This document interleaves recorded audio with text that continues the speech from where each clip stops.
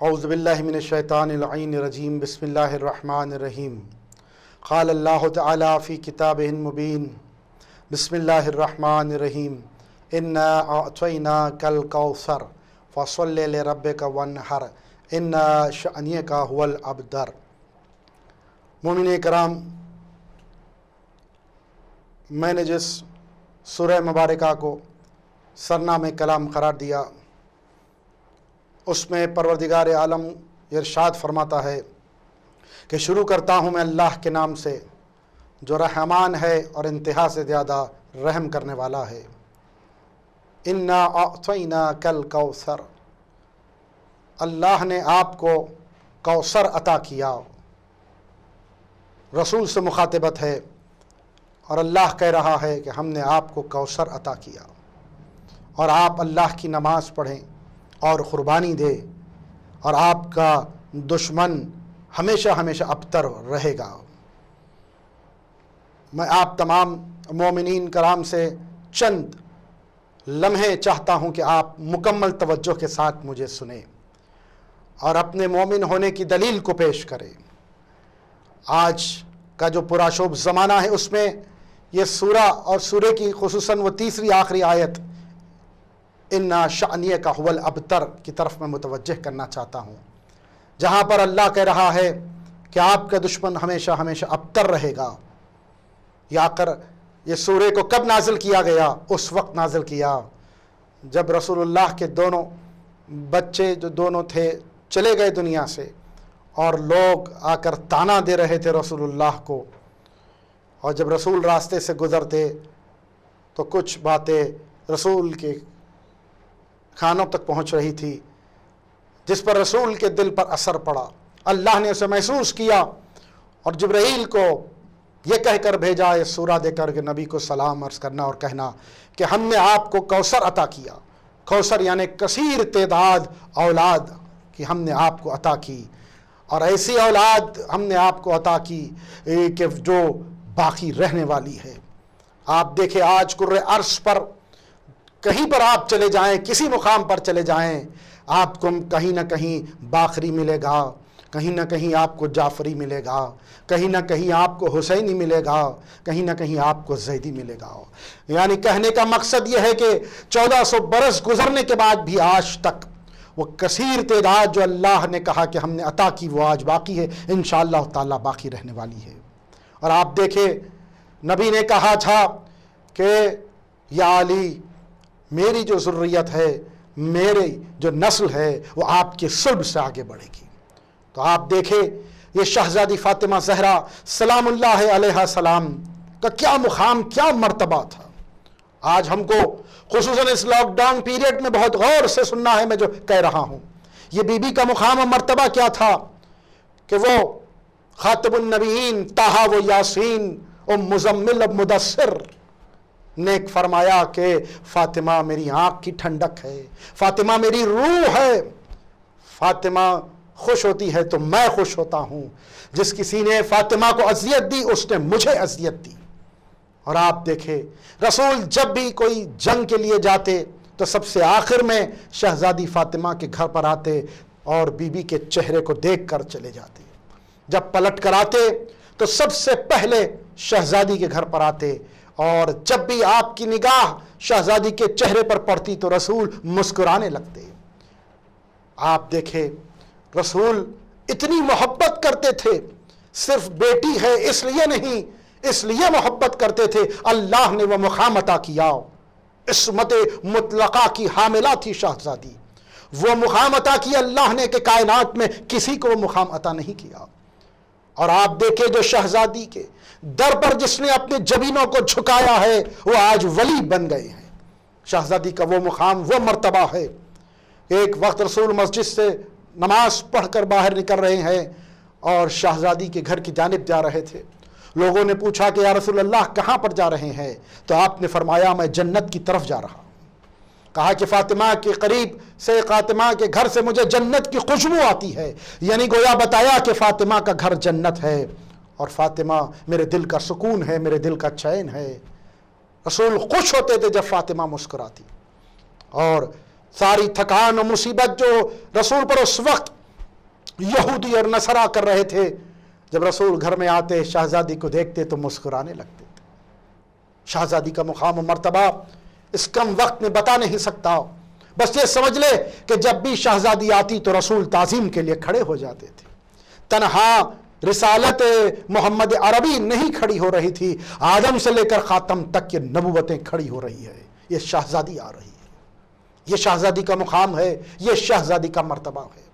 آپ سوچے رسول اللہ کتنی محبت کیا کرتے تھے، اور یہ وہ فاطمہ بی بی ہے جس کے لیے رسول نے فرمایا ام ابیہا، یہ اپنے بابا کی ماں ہے۔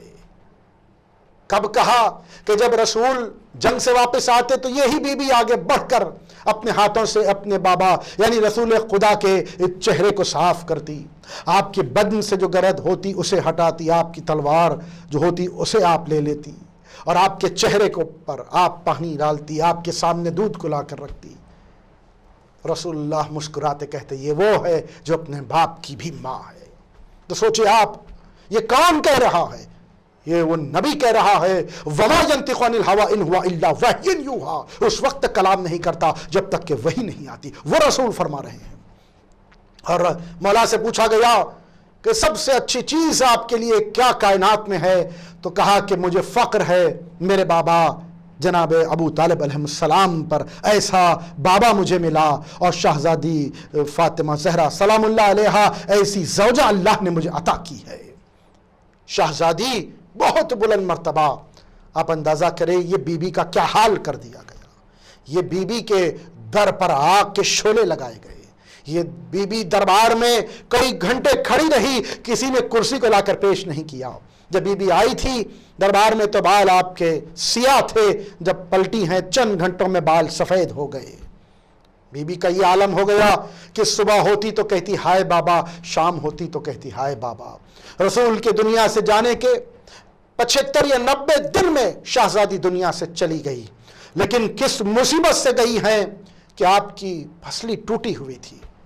آپ کبھی نماز کے لیے کھڑی ہوتی تو دیوار کا سہارا لیتی، اور وصیت فرمائی ہے شہزادی نے کہ ابو الحسن کہتی تھی مولا کائنات کو، ابو الحسن آپ مجھے کفن دینا، آپ مجھے دفن کرنا، اور آپ میرا جنازہ رات کے اندھیرے میں اٹھانا، کوئی غیر میرے جنازے میں آنے نہ پائے، کہ ابو الحسن آپ مجھے دفن کرنا۔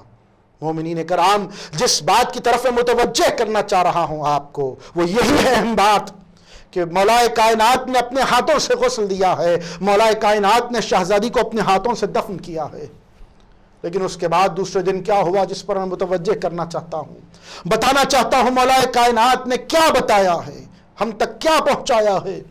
کچھ لوگ یہ کہنے لگے کہ رسول کی بیٹی کا جنازہ ہم پڑھ نہیں سکے، ہم چاہتے ہیں کہ دوبارہ سے نماز ہو، بس یہ سننا تھا۔ امیر المؤمنین کو جلال آ گیا، آپ کی آنکھیں سرخ ہو گئی، آپ کی ردا زمین پر گر گئی، آپ کی گلے کی رگیں پھول گئی، آپ نے تلوار کو ذوالفقار کو بے نیام کیا، شہزادی کی قبر پر بیٹھ کر آپ نے تلوار کو زمین پر رکھ کر کہا کہ عرب کی کسی ماں نے اگر بیٹے کو جنا ہے آئے اور میری فاطمہ کی قبر سے اگر کوئی ایک ذرہ بھی ہٹائے گا تو آج خدا کی قسم واللہ میں مدینے کی گلیوں کو خون سے رنگین کر دوں گا۔ کوئی فاطمہ کی قبر سے ایک ذرہ ہٹا نہ پائے۔ اور آج میرا مولا کتنا تڑپ رہا ہوگا کہ جب شہزادی کے روزے کو مسمار کر دیا۔ یہ بی بی لاوارث نہیں ہے کہ کسی نے روزے کو مسمار کر دیا۔ آج آپ چلے جائے بقیع کا کیا عالم ہے، آج ساری دنیا لاک ڈاؤن سے پریشان ہے۔ ابھی ابھی شب برات گزری ہے، کوئی قبرستان جا نہ سکا، تو دل میں مجھ سے کئی لوگوں نے کہا مولانا اس بار پہلی بار ہم اپنے والد والدہ کی قبر پر جا کر سورہ فاتحہ پڑھ نہ سکے۔ ایک کرب دل میں ہے، ایک تڑپ دل میں ہے، ایک بے چینی ہے، وائے ہو کرونا وائرس پر۔ یہ لاک ڈاؤن کیسا ہے کہ ہم اپنے ماں باپ کی قبر پر جا کر سورہ فاتحہ پڑھ نہیں سکتے۔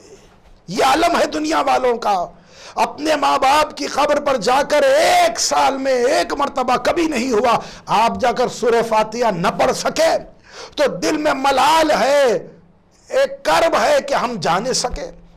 آپ مجھے بتائیے کہ شہزادی کی قبر کیسے ویران پڑی ہوئی ہے، کیسے وہاں پر جالیوں کو لگایا گیا ہے کہ کوئی آنے نہ پائے، یہ لاک ڈاؤن سے پریشان ہو رہے ہیں، لیکن آپ مجھے بتائیے کہ اتنے برسوں سے وہاں پر جو لاک ڈاؤن پڑا ہوا ہے کوئی متوجہ نہیں ہوتا۔ ہیومن رائٹس والے، انسانیت کی بات کرنے والے کہاں پر ہے؟ آئے دیکھے، کیوں نہیں آ کر کہتے کہ بی بی کا روزہ دوبارہ سے بنایا جائے؟ ہم نہیں کہتے کہ آپ روزہ بنائیں، ہم اپنے بی بی کا روزہ بنائیں گے۔ آپ کی نجس دولت کی ہمیں ضرورت نہیں ہے، ہمارے پاس جو پاک پیسہ ہوگا اس سے ہم شہزادی کا روزہ قریب بہت جلد ہم بنا لیں گے۔ بس ہم یہی چاہتے ہیں کہ ہم کو اجازت دی جائے تو ہم پانی بھی ہمارے پاس سے لے جائیں گے، گارا بھی ہمارے پاس سے لے جائیں گے، مٹی بھی ہمارے پاس کی ہوگی، سب کچھ ہمارے پاس ہوگا اور ہم شاندار بی بی کا روزہ بنائیں گے۔ کرب ہے، تڑپ ہے، آج احساس ہو رہا ہے ساری دنیا کو کہ دیکھے کہ اگر ہمارے ماں باپ کی خبر پر ہم نہ جا سکے تو تکلیف ہو رہی ہے، اور شہزادی کا روزہ اس حالت میں پڑا ہوا ہے۔ دنیا متوجہ ہو، عالم ہو کہ ذاکر ہو کہ خطیب ہو کہ شاعر ہو کہ چاہنے والا ہو، جو قلم سے لکھ سکتا ہے وہ لکھے، جو ٹویٹ کر سکتا ہے ٹویٹ کرے، جو تقریر کر سکتا ہے تقریر کرے، جو آ کر پیپر میں لکھ سکتا ہے، اداریہ لکھ سکتا ہے لکھے، اور دنیا کو متوجہ کرے کہ جب لاک ڈاؤن ہوتا ہے، جب تم گھروں میں محروس ہو جاتے ہو، اپنے اپنے گھروں میں اتنی تکلیف ہوتی، جب اپنے قبرستانوں کو نہیں جا سکتے، تو ہماری شہزادی اتنے سالوں سے وہاں پر ایسا لاک ڈاؤن ہے کہ کوئی جا نہیں سکتا، کوئی چلا بھی جائے تو اسے کوڑوں سے مارا جاتا ہے، کس طرح سے اس کی بے حرمتی کرتے ہوئے اس کو وہاں سے ہٹایا جاتا ہے۔ یہ دنیا، یہ انصاف ہے؟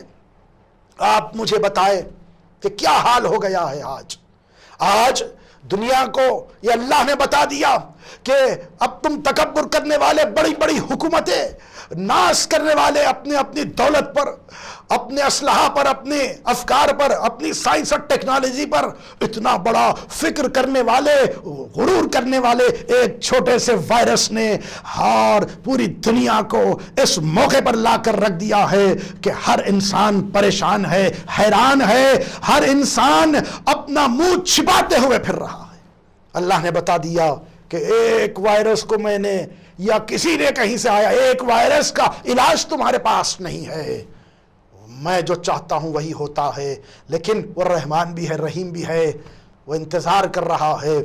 اور یہ لاک ڈاؤن یہ ایک ہمارے لیے ٹہوکا ہے، ایک فکر کو لانا ہے، ایک سوچ کو لانا ہے، ایک چینج کو لانا ہے کہ ہم خاموش نہیں بیٹھیں گے، ہم اپنی آواز کو بلند کریں گے۔ جعل حق و زہق الباطل ان الباطل کان زہوقا، کہ حق آ گیا اور باطل فنا ہو گیا، کیوں نہ ہو، باطل کو تو فنا ہی ہونا ہے، اب باطل فنا ہو رہا ہے۔ آپ دیکھیں ایسا موقع آ گیا، اختتام پر پہنچ رہا ہوں، ایسا موقع آ گیا کہ اب لوگوں کو دفن بھی نہیں کیا جا رہا ہے، لوگوں کو جلایا جا رہا ہے، خاکستر کیا جا رہا ہے۔ وقت نہیں ہے وہاں پر، اتنے مر رہے ہیں، ایسے ایسے ملک جو اتنی تیزی سے ترقی کرنے والے اتنے مر رہے ہیں کہ قبر کھودنے والے نہیں ہے وہاں پر، اور کوئی دفن کرنے والا نہیں ہے، تو سب کو آ کر جلایا جا رہا ہے۔ بس میری آپ سے دستبستہ گزارش ہے، جو مجھ کو سن رہا ہے میری آواز کو پہنچائے، کہ آواز کو اٹھانا ہے کہ شہزادی کا روزہ بنائے، کسی نہ کسی طرح سے ہم بنائیں گے، لیکن صرف ہم کو اجازت دے دے، ہم آئیں گے جلدی سے شہزادی کا روزہ بنائیں گے، وہاں سے لاک ڈاؤن کو ہٹائیں۔ یہ لاک ڈاؤن میں آپ کا دم کیسے گھٹتا ہے؟ ہم جب سے پیدا ہوئے ہمارا دم گھٹ رہا ہے، جب سے شعور ہم میں ہمارا آیا ہے ہمارا دم گھٹتا ہے۔ ہم جب دیکھتے ہیں کہ شہزادی کا روزہ مسمار کر دیا گیا، وہاں کی ایسی خبریں، ایسی حالت میں ہمارا دم نکلتا ہے۔ ہر وقت ہم دعا کرتے ہیں جلد سے جلد بی بی کا روزہ بن جائے، مزار بی بی کا بن جائے۔ ہم انشاءاللہ تعالی ہماری زندگی میں ہم کوشش کریں گے کہ بی بی کا روزہ بن جائے۔ بس یہی ہماری تمنا، یہی آرزو ہے۔ کون جیا ہے، کون رہا ہے، سب کو جانا ہے۔ انا للہ و انا الیہ راجعون، سب کو جانا ہے، سب اللہ ہی کے ہے۔ اور یہ ایام بھی آ گئے ہیں کہ مولا کائنات، مشکل کشا، جو ہر کوئی جب بھی مصیبت پڑتی تو مولا کو آواز دیتا، وہ مولا کے سر پر ظالم نے ایسا وار کیا، فرق مبارک آپ کا شہید ہو گیا، اور آپ کہنے لگے فزت برب الکعبہ، کعبے کی رب کی قسم علی کامیاب ہو گیا۔ ہاں علی اور حسین کے چاہنے والوں، یہ وہ علی ہے کہ جو بیواؤں کا سہارا تھے، یہ وہ علی ہے جو غریبوں کی مدد کرتے تھے، یہ وہ علی ہے جو مسکینوں کی مدد کرتے تھے، یہ وہ علی ہے جو بھوکوں کو راتوں میں کھانا پہنچاتے تھے، یہ وہ علی ہے جو انسانیت کو اتنے عروج پر لے کر گئے، یہ وہ علی ہے جو محبت کرنے والے۔ ایسے مولا کو ظالم نے ایسا وار کر دیا کہ مولا کا فرق مبارک شہید ہو گیا، مولا کے سر سے لہو جاری ہو گیا، اور مولا بار بار تڑپ رہے ہیں، کہہ رہے ہیں زینب مجھے اٹھا کر بٹھا دو۔ جب بی بی اٹھاتی تو کہتی زینب مجھے لٹا دو۔ جراح نے یہ دیکھا زخم کو اور کہا انا للہ و انا الیہ راجعون، کہا حسن سے، مولا حسن سے کہ بس یہ ایسا کاراوار تھا کہ وار کے ساتھ تلوار میں زہر بجھا ہوا تھا، سارا زہر اور جسم مبارک میں سرایت کر گیا ہے۔ اب یا علی آپ وصیتیں کر لے۔ علی وصیت کرتے جا رہے ہیں، بیٹا حسن غریبوں کا خیال رکھنا، یتیموں کا خیال رکھنا، بیواؤں کا خیال رکھنا، پڑوسیوں کا خیال رکھنا، خدا حافظ میرے لال۔ بس ایک مرتبہ خندیلیں ٹکرانے لگی، آواز آئی کہ مولا کائنات شہید ہو گئے، حسن و حسین یتیم ہو گئے، فاطمہ بی بی تڑپ رہی ہوگی، رسول سر بیٹ رہے ہوں گے، زینب رو رہی ہے، میرا بابا دنیا سے شہادت کر گیا۔ الا لعنت اللہ علی قوم الظالمین والصیام الذین ظلموا ایاما خلب ینقلبون۔